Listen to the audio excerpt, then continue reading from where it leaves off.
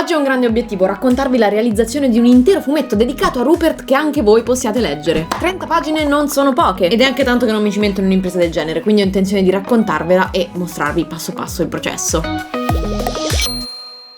Forse alcuni di voi potrebbero averlo capito, ma ormai da un paio d'anni ho fondato una casa editrice insieme a Sio, Dado e Giacomo Bevilacqua. Il nostro primo grande progetto è Scottex Gigazine, un mensile di fumetti che esce in edicola ogni primo mercoledì del mese. Dentro ci sono i fumetti di Barbascura, c'è stato un numero dedicato a Kendall e ogni mese trovate al suo interno anche un mio fumetto di 4 pagine dedicato al disegno. Ma questo mese le pagine non sono 4, bensì 30! Che significa 8 volte il lavoro che faccio di solito. Che poi, essendo un numero del Gigazine interamente dedicato a Rupert, che poi sarebbe il mio alter ego fumetto, ecco, ci tengo a fare un buon lavoro. Tutto comincia con l'idea.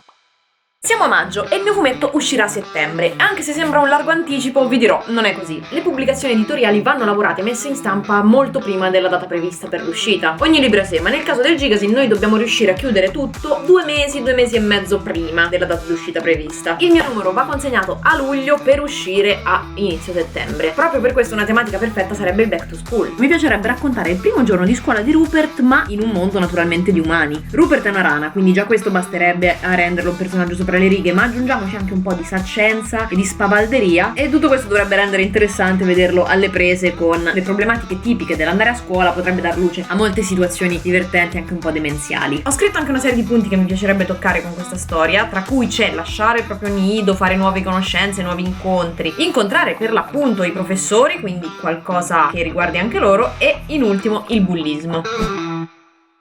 A sentire gli autori di fumetto non ce n'è uno che abbia un processo di creazione uguale all'altro. C'è chi scrive prima tutti i dialoghi, chi fa prima tutti i layout, chi scrive solo delle battute e poi le mette in fila cercando di dare un senso compiuto alla storia. Il mio processo è ancora grezzo, in evoluzione, ma di solito mi faccio un'idea generale della storia e poi parto con dei layout nei quali inserisco già i dialoghi scritti a mano. Oggi mi sono messa al lavoro sulla prima tavola, ve la mostro. La storia si apre con una veduta della casetta dove Frafrog e Rupert stanno vivendo. Lanci di ciabatte interrompono il suono della sveglia. Frafrog tenta di svegliare Rupert, ma lui non si trova da nessuna parte. E mentre lei lo cerca con la sua tipica violenza: Rupert, palesati, non possiamo tardare, oggi è il primo giorno di scuola di Rupert. Beh, vado avanti.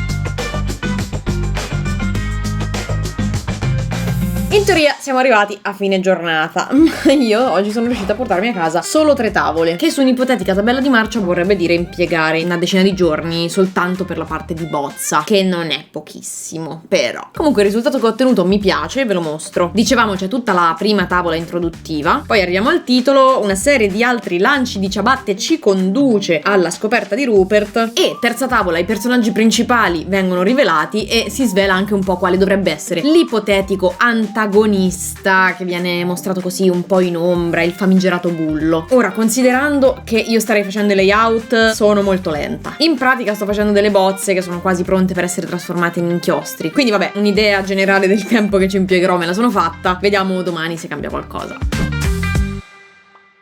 Nel frattempo, anche se sto lavorando con l'iPad, mi sto tenendo aperto sul PC quest'altro software che si chiama PureRef. È una cosa molto banale ma carina, ve la mostro. Mi permette di tenere sott'occhio molti file come se fossero una mood board e per l'appunto ci sto tenendo tutte le tavole più interessanti che ho fatto per la mia rubrica di disegno sul Gigazine. Questo mi dovrebbe permettere non solo di rimanere più coerente possibile con il mio stile, ma anche magari ricordarmi di aggiungere un po' di varietà ai layout. Infatti per questo fumetto sto utilizzando una classica gabbia con 6 vignette, però voglio aggiungere più variazioni possibili alle tavole per cercare di non essere ripetitiva. Oggi non sono riuscita a lavorare in modo così costante, molte volte perdevo tempo a cercare di pensare a come volessi veramente realizzare qualcosa. Malgrado questo sono state tavole belle impegnative, anche a livello di inquadrature e disegno, perché no? Ad esempio questa veduta dall'alto secondo me è molto carina. In teoria poi avrei già usato un quinto delle 30 pagine che ho a disposizione, però in questo spazio l'impianto della storia secondo me c'è tutto. Ambientazione, sfida da superare, abbiamo già una bella introduzione. Fatte queste mi restano ancora in teoria 24 pagine per tutto il resto di sviluppo di storia, che non sono poche, anzi, non sono per niente poche.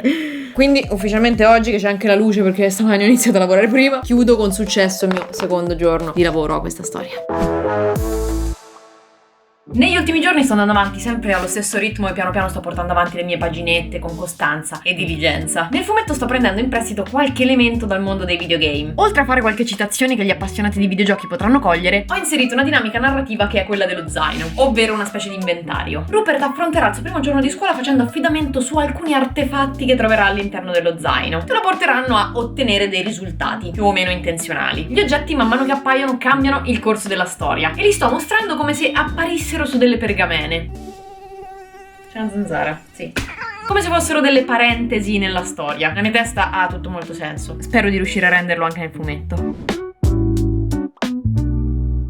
Ho praticamente superato la metà delle tavole che avevo a disposizione. Ho notato che sto perdendo più tempo del previsto su alcune tavole perché mi trovo a ridisegnare alcune vignette che semplicemente non mi vengono come vorrei. Ma la cosa che mi velocizza moltissimo è l'uso di un particolare pennello, ve lo mostro. Lui è il pennello in questione, matita Narinder. Me lo sono personalizzato con varie impostazioni, ne ho creato anche uno un po' più grandicello. Ora in pratica lo uso sempre per fare fumetti perché il fumetto, l'avrete visto, lo saprete, è un processo lungo. Con un monolinea senza pressione riesco ad accorciare moltissimo i tempi. Posso sketchare molto velocemente dei personaggi, delle pose, senza preoccuparmi troppo, concentrandomi solo sull'essenziale. Sto creando dei file troppo grandi, l'iPad ogni tanto mi lagga, questa cosa mi fa impazzire. Comunque, nel frattempo sono riuscita a inserire alcune tavole di cui vado particolarmente fiera, a questo punto ve le mostro, senza spoiler. C'è questa veduta dall'alto della classe nella quale Rupert entra, che prende naturalmente molto in prestito dai videogame isometrici, e mi piace veramente moltissimo. Rupert sembra veramente un personaggino che potresti muovere in giro per la mappa, sarebbe un sogno. Poi c'è questa veduta, ancora forse un po' confusa, dove Rupert spruzza il suo intero corpo di una sostanza misteriosa che poi vi spiegherò nel corso della storia. Secondo me è molto simpatico. E infine abbiamo la scuola. Che cosa sarà mai successo? Non voglio togliervi il piacere di scoprire da soli questi colpi di scena, cosa sono collegati, quindi basta, non voglio rivelarvi altro.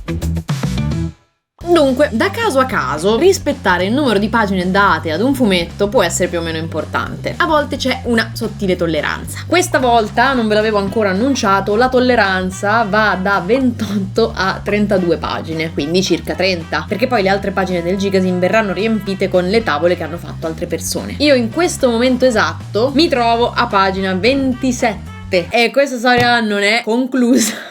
Ci sono ancora un sacco di cose che devono essere spiegate, le sottotrame devono essere chiuse e nei miei sogni più rosei speravo di riuscire a chiudere con 28 pagine, devo essere sincera. Ma invece, secondo me, arriverò persino a 32. E non so come ci arriverò, perché in un fumetto è molto importante riuscire a mantenere un giusto equilibrio tra disegni e testi all'interno dei balloon. Ad esempio in questa tavola, che ho opportunamente censurato per non svelarvi tutto lo sviluppo della storia, bla bla bla, c'è un giusto equilibrio. E poi abbiamo... Perché? Perché a un certo punto l'autore si accorge che oh no, non ho spiegato 7000 cose, fammele dire. Ed è importante non arrivare alla fine della storia creando wall of text infiniti, altrimenti il rischio è quello di non riuscire a dare una degna conclusione al racconto. Vediamo se riesco a prendermi lo spazio che serve.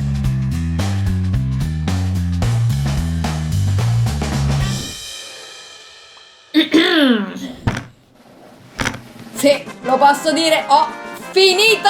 Non avete idea della soddisfazione di aver finalmente concluso tutte le bozze e contemporaneamente della tristezza nel sapere che sono solo bozze. Ma la parte più impegnativa del lavoro è finalmente finita. Guardate che belle queste tavole con tanto di splash page finale. Che poi vi devo confessare, a me piacciono un sacco le pagine disegnate tutte così un po' sporchine e mi piacciono sinceramente anche questi balloon così scritti a mano. Trovo tutto molto più vivo, vibrante e non lo sto dicendo soltanto così almeno avrei già finito. No, purtroppo lo so che anche per una questione di leggibilità è molto meglio avere tutti i testi scritti a font. Io stessa quando vedo dei fumetti scritti a mano sono un po' restia a leggerli perché so che perderò un po' di tempo a incespicare in alcune cose di grafia scritte male, quindi ci vuole un font.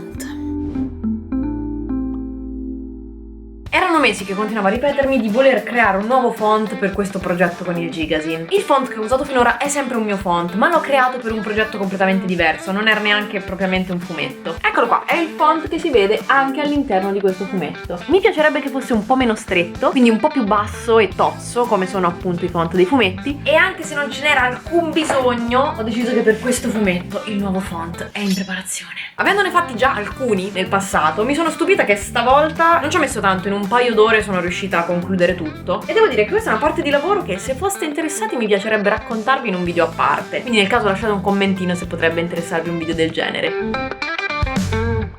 Quando in un fumetto non mi resta che inchiostrare, parte il momento relax serie TV podcast. L'inchiostro, a differenza della bozza, per me è un processo quasi automatico. Non c'è da ragionare attivamente su quello che sto facendo, quindi posso lasciare che il cervello vaghi su altre forme di intrattenimento. È un po' come guidare, devi prestare attenzione ma lo fai quasi in automatico. Devo solo abituarmi al fatto che, come ogni volta, i miei disegni inchiostrati mi piacciono molto meno di quelli in bozza. Questo da che ne ho memoria e tuttora comunque non ci faccio pace. Giusto per farvi un'idea, questa è la differenza tra le tavole grezze e quelle inchiostrate. Ho persino stampato un paio di tavole tra quelle precedenti che avevo già fatto e queste nuove per vedere le differenze tra i due font. Ora, naturalmente questa carta e questa stampa non sono le stesse del Gigasin, ma la dimensione e il formato è quello. Sono molto soddisfatta del risultato, mi piace. Oggi tra l'altro abbiamo finalmente potuto vedere la copertina del Gigasin numero 15 ufficialmente pronta e colorata. Guardate che bellina! Mi piace veramente tantissimo e non vedo l'ora di vederla stampata. Dopo qualche giorno sono ufficialmente riuscita a chiudere fino all'ultima pagina della storia. Ma il lavoro su questo fumetto non è ancora concluso, niente affatto. Ho caricato tutte le pagine su Google Drive e le ho fatte avere da Chokio, la mia affidata assistente di cui trovate sempre qui nei crediti il nome accanto al mio. Lei è incaricata di fare tutti i grigi della mia rubrica presente sul Gigasin e io le sono estremamente grata per sollevarmi almeno da quest'onere. Sui grigi poi bisogna prestare una particolare attenzione perché il Gigasin viene stampato ad altissime tirature. Per questo carta e quantità di inchiostro devono essere calibrati con molta attenzione. Per farvi capire, questo è uno Shonen Jump, il settimanale di manga più famoso in Giappone. Guardate la stampa. Qui si vede il compromesso dell'andare a risparmio, perché il nero praticamente in questa rivista non esiste. Nel Gigasin esiste come? Anzi, a volte bisogna persino stare attenti che non si veda troppo, che le tavole non diventino per assurdo troppo scure, o che due grigi di differenti luminosità non vadano ad appiattirsi risultando uguali. Per questo abbiamo una palette di grigi safe a cui far riferimento, per essere sicuri che la resa sia la migliore possibile. Mi sono appena arrivate alcune delle tavole che ha grigiato Echo e sono bellissime. Guardate che belle, sono troppo contenta. Ora tutte le tavole passeranno in mano a Luca, l'editor, che farà 2 o 3 giri di correzione, bozze, refusi, rimozione di problemi e poi niente, pazienza fino a settembre. Ebbene, oggi è il giorno. Un pacco per lei. Lei chi è? Mi scusi. Un fattorino. Devi firmare qui. Certo, ecco qua. Grazie. Anche qui. Ecco lei. Grazie. Cosa? Che strano quel tizio che è venuto prima a consegnarmi il Gigasin. Sembrava molto bello però. Vero? No. Grazie, che bello! È pronto il Gigasin, è stampato! Evviva! Abbiamo scritto by Sio ma ci siamo sbagliati. Questo numero è by Frafrog. E allora dobbiamo rimandarlo indietro. Va bene. Facciamo. Tutte le 80.000 copie. Che bello, è la prima volta che sei in questo studio, tra l'altro. Questo è davvero lo studio dove fai i video di Frafrog. È lui, pazzesco. è lui. Sono un grande fan di Francesca. Chi è? Una con cui ho un'azienda. Ah, dannazione! Me lo dimentico sempre. Oggi facciamo una challenge. Tieni, disegna con una spazzola. Ok, ciao, vado a disegnare con una spazzola. Grazie di essere venuto.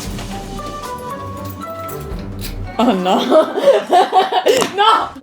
Che dire, sono troppo contenta di poterlo finalmente stringere tra le mani, guardate che bello. E vi devo dire che è venuto meglio di quanto immaginassi. È bello poterlo stringere tra le mani, ma è bello sapere che potrete farlo anche voi, anzi potete già farlo. Perché il 3 settembre è uscito in tutte le edicole d'Italia, numero 15 di Scott X Gigasin, Frafrog e Rupert Back to School. Se dopo aver visto tutto il video, tutto il processo di realizzazione, vi è venuta un po' di curiosità di andare a vedere il prodotto finale, vi consiglio di non aspettare troppo per andare in edicola a recuperarlo, perché rimarrà solo per un tempo limitato, essendo un mensile. Appena esce il numero nuovo, tutti quelli precedenti vengono ritirati e puff. E a tal proposito sarebbe anche interessante fare un video relativo a tutti questi retroscena editoriali, però magari ne parleremo in futuro. Se avete occasione di leggerlo, mi raccomando, fatemi sapere che cosa ne pensate. Grazie mille per aver visto il video, io vi mando un saluto, un abbraccio e un buffetto affettuoso.